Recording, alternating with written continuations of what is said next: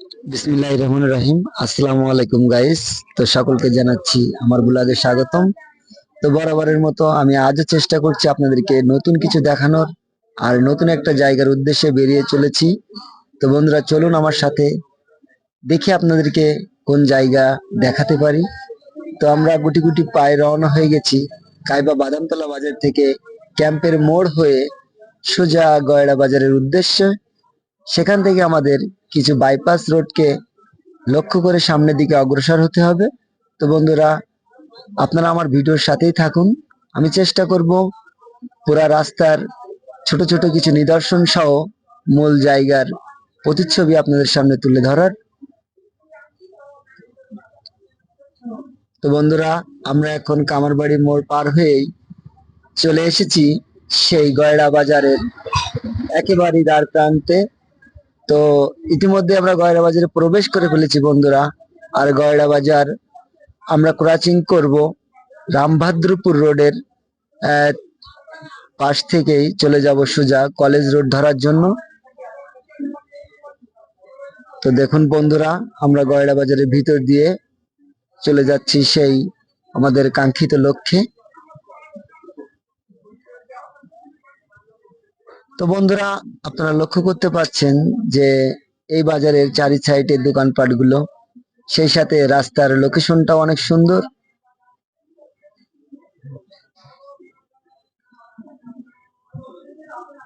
তো বন্ধুরা, যেহেতু আমি গাড়ি চালাচ্ছি, ভয়েস দিতে আমার সমস্যা হচ্ছে, তারপরেও আমি চেষ্টা করছি সবকিছু আপনাদের সাথে বলার জন্য বা শেয়ার করার জন্য।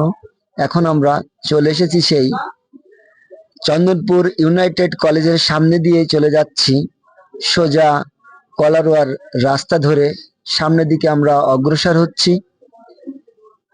তো বন্ধুরা, দেখছেন আপনারা প্রকৃতির মাঝখান চিরে আমরা সুজলা সুফলা বিভিন্ন রাস্তার বুক চিড়ে বয়ে চলেছি আমাদের সেই কাঙ্ক্ষিত লক্ষ্যে। আশা করি আপনাদের একটা ভালো নিদর্শনমূলক জায়গা আমি আজকে দেখাতে পারবো। তো অবশ্যই আপনারা আমার ভিডিওর সাথেই থাকবেন। তো এখন যে বাজারটা আপনারা দেখছেন, এটা হচ্ছে বুস্তলার বাজার।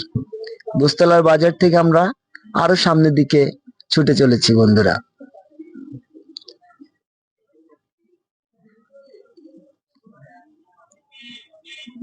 তো বন্ধুরা, আমার স্বপ্ন অনেক দূর যাওয়ার। তো যেহেতু আমার গ্রামে বাস, এই জন্য গ্রামের প্রকৃতির বুক চিরে যে জায়গাগুলো দেখানো সম্ভব, আমি সর্বদাই ছুটে বেরিয়েছি সেই উদ্দেশ্যেই। আজও আমি মনে করছি আপনাদের হয়তো অনেক সুন্দর একটি জায়গার উপহার দিতে পারবো, যে জায়গাটা ঘিরে অনেক কাহানি গল্প আমরা শুনেছি। তার আশপাশ আমরা ঘুরবো এবং তার বিস্তারিত কিছু তথ্য গল্প শোনার চেষ্টা করব, সেই সাথে আপনাদেরকেও শোনাবো বন্ধুরা।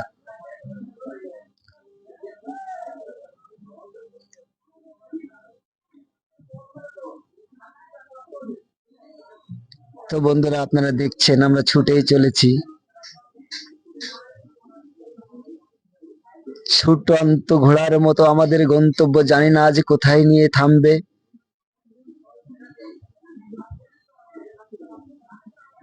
বড় আশা, বড় কাঙ্ক্ষিত মনেই ছুটছি বন্ধুরা, যে এই ভিডিও আপনাদেরকে এমন একটা সুন্দর জিনিস আমি দেখাবো, যেটা দেখার পরে আপনারা অবশ্যই আমার চ্যানেলটাকে সাবস্ক্রাইব করবেন এবং আমার সাথে থাকবেন, কারণ আমার লক্ষ্য সবসময় নতুন কিছু দেখানোর। তো বন্ধুরা, দেখতে পাচ্ছেন আমরা কিন্তু সেই কাঙ্ক্ষিত সোনাবাড়িয়া বাজারের যে মোড়, এই মোড়ে পৌঁছে গেছি। তো আমরা এখন সোনাবাড়িয়ার যে হাই স্কুল রোড, সেটা ধরেই সামনের দিকে এগিয়ে চলেছি বন্ধুরা। তো হয়তো আর অল্প কিছুক্ষণের মধ্যেই আমি সেই আমাদের কাঙ্ক্ষিত জায়গা, যে জায়গাটা আমি এখন বলবো না, জায়গাটা আমি সরাসরি সেখানে নিয়েই আপনারা দেখতে পারবেন যে আমি কোন জায়গাটায় আপনাদেরকে এনেছি। তো বন্ধুরা, আমি আর অল্প কিছুক্ষণের মধ্যেই আমার সেই কাঙ্ক্ষিত লক্ষ্যে পৌঁছে যাব। তো বন্ধুরা, দেখতে পাচ্ছেন আমরা গ্রামীণ পরিবেশে সেই সুদূর সাতক্ষীরা জেলার কলারোয়া থানার সোনাবাড়িয়া গ্রামের মঠ বাড়িতে চলে এসেছি বন্ধুরা। তো আমি এখানকার চারি সাইডের ভিডিও চিত্রগুলো, বিসমিল্লাহির রহমানির রহিম, আসসালামু আলাইকুম গাইস। তো বরাবরের মতো আমি আবারও একটি নতুন জায়গা, একটি নতুন ভিডিও আপনাদেরকে উপহার দেওয়ার জন্য উদ্দেশ্য করে চলে এসেছি গুটি গুটি পাই সেই সাতক্ষীরা জেলার কলারোয়া থানার ঐতিহ্যবাহী সোনাবাড়িয়া গ্রামের সেই মঠ বাড়িতে। যে মঠ বাড়িকে ঘিরে আমরা ছোটকাল থেকেই বিভিন্ন ধরনের ভূতেরে বা কাল্পনিক গল্প তথ্য শুনে আসছি, এবং আজ অনেক কাল ধরে এখানের এই অবশিষ্ট কিছু অংশ পড়ে আছে।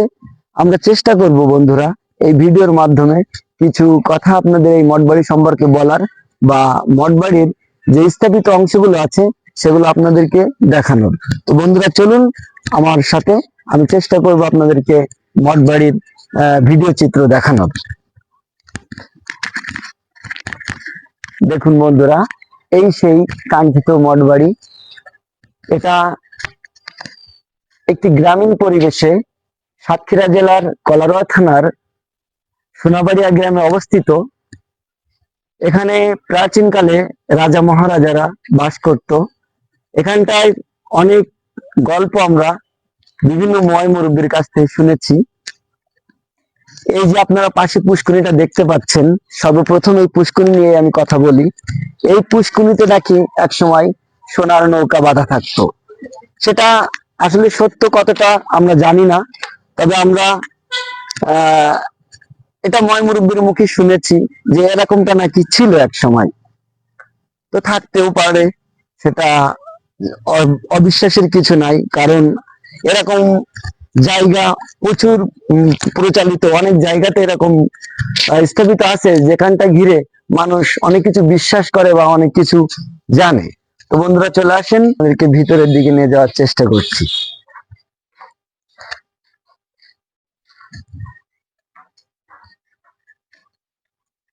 তো বন্ধুরা এখনো এই জায়গাটাই অনেকটা পিকনিক স্পট হিসাবে ব্যবহার করে, মানুষ আসে অনেকে ঘুরতে এই জায়গায়। তারা এসে তাদের মনের আনন্দে পিকনিক করে এবং এই জায়গাটা উপভোগ করে।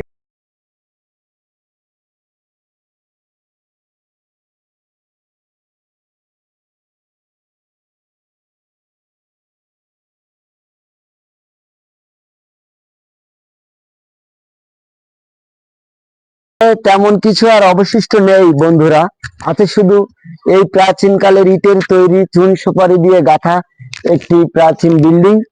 তো আজও দেখেন কতটা মজবুত এবং কতটা সৌন্দর্যের সাথে দাঁড়িয়ে আছে। তো আসুন আমরা এখন আপনাদেরকে ওই সাইডটা দেখানোর চেষ্টা করব।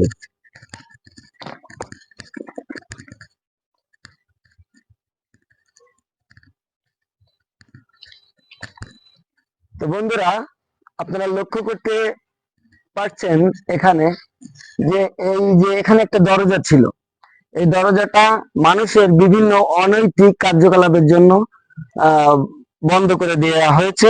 আমরা ছোটকালে যখন স্কুল থেকে আসতাম অনেক বন্ধুরা বান্ধবীরা মিলে, তখন দেখতাম এখানটা এরকম ছিল না। এখান থেকে ভিতরে উঠে সিঁড়ি দিয়ে উপরে যাওয়া যেত। কিন্তু বন্ধুরা, যেহেতু আমরা মানুষেররা অনেক, মানে কি বলবো, সৌন্দর্যের বেশি অতিরিক্ত করতে গেলে সেটা অসুন্দর হয়ে যায়। তাই কারণেই মনে হয় ভদ্রতা বজায় রাখার জন্য জায়গাটা বন্ধ করে দেওয়া হয়েছে। আসসালামু আলাইকুম গাইস। তো আমি চলে এসেছিলাম আজকে আপনাদেরকে একটি নতুন স্থান দেখানোর জন্য, সেই সুদূর সাতক্ষীরা জেলা কলারোয়া থানার সোনাবাড়িয়া গ্রামে, যেখানে অবস্থিত আছে সেই প্রাচীন কালের মঠবাড়িয়া। শুধু মঠবাড়ি না বন্ধুরা, আমি আপনাদেরকে দেখাতে চাই পুরো বিশ্বকে। শুধু আপনাদের ভালোবাসা ও সাপোর্ট নিয়ে যদি আমি এই মাল্টি মিডিয়া জগতে একটি প্ল্যাটফর্ম তৈরি করতে পারি বা এখান থেকে সফলতা অর্জন করতে পারি, ইনশাল্লাহ আমার চেষ্টা থাকবে আপনাদেরকে নতুন নতুন জায়গায় নিয়ে যাওয়া, নতুন নতুন কিছু দেখানোর। এবং সেই সাথে বলবো বন্ধুরা, আমি এই অনলাইনের ভিতরে টিকটক, ফেসবুক, ইউটিউব এবং যতগুলো প্ল্যাটফর্ম আছে সবগুলোতেই কাজ করছি। জানি না কোনটায় আমার ভাগ্য খুলবে বা কোনটায় আপনারা ভাগ্য খুলাবেন। তো বন্ধুরা, যদি আমার কন্টেন্ট গুলো আপনাদের ভালো লাগে, আমার কথা যদি আপনাদের মনে ধরে, তো তো অবশ্যই আপনারা লাইক কমেন্ট করবেন, সেই সাথে আমার ইউটিউব চ্যানেলটাকেও একটু সাবস্ক্রাইব করবেন। তো আমি মানুষ মাত্রায় ভুলশীল, মানুষের চলার পথে কথার ভাঁজে ভুল ত্রুটি হবে, আর সেই ভুল ত্রুটি ক্ষমা মার্জিত করেই আপনারা আমার ভিডিওগুলো দেখবেন বা আপনাদের পাশে রাখবেন। আমি সবসময় চেষ্টা করি সবাইকে সাপোর্ট করার। আমি নিজেকে যদি কিছু না করতে পারি, অনলাইনের আমার চাইতে আরেকটা ভাই সে এগিয়ে যাক, আমি সবসময় জন্য এটাই চাই। তো আমার মন মানসিকতার মতো যদি আপনারাও এগিয়ে আসেন, তো অবশ্যই আমিও কিছু করে দেখাতে পারবো। আসসালামু আলাইকুম।